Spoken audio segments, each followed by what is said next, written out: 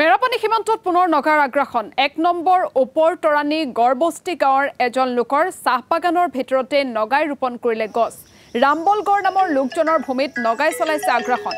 নগা পাহাৰৰ কাষতে অৱস্থিত চাহ বাগিচাখন বেদখল কৰাৰ লক্ষ্যৰে বাগিচাখনত নগাই ৰোপণ কৰিলে ৰবৰ গছৰ পুলি নগাৰ এনে কাৰুকাৰ্যত শংকিত হৈ পৰিছে গাঁওখনৰ কৃষকসকল সম্প্ৰতি অঞ্চলটোত নগাৰ আগ্ৰাসন ৰোধ কৰাৰ বাবে পালপাতি পহৰাৰ ব্যৱস্থা কৰিছে গাঁওবাসীয়ে নিৰাপত্তাৰ স্বাৰ্থত সীমান্তত নিয়োজিত চিআৰপিএফৰ নিয়মীয়া পহৰাৰ দাবী জনাইছে গাঁওবাসীয়ে এই ঘটনাক কেন্দ্ৰ কৰি অঞ্চলজুৰি সৃষ্টি হৈছে তীব্ৰ উত্তেজনাৰ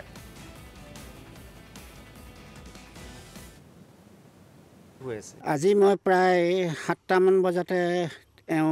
ৰামবলে ফোন কৰিলে যে মোৰ মাটি মানে বাগানৰ মাটিতে এডোখৰ খালী মাটি আছিলে তাতে মানে তামোল পুলি ৰুইছিলোঁ সেই তামোল পুলিবিলাক উঘালি পানি নগা এজনে ৰবৰ পুলি ৰুইছে গতিকে বলকচোন ছেক্টৰ ওচৰলৈ যাওঁ তেতিয়া আমি দৰখাস্ত লেখি কৰি ছেক্টৰ ওচৰলৈ গ'লোঁ চিআৰপিএফৰ ওচৰলৈ তেতিয়া তেখেতে ক'লে কি যে আজি ছানডে গতিকে আমি হ'লেও পিছবেলা আমি যাম এপাক আমি চামগৈ আৰু এতিয়া মই বৰ্তমান কোলাজান চিআৰপি কেম্পলৈ এই দৰখাস্তখন বোলে হোৱাটছএপত পঠিয়াই দিছোঁ তেখেতলোক আহিব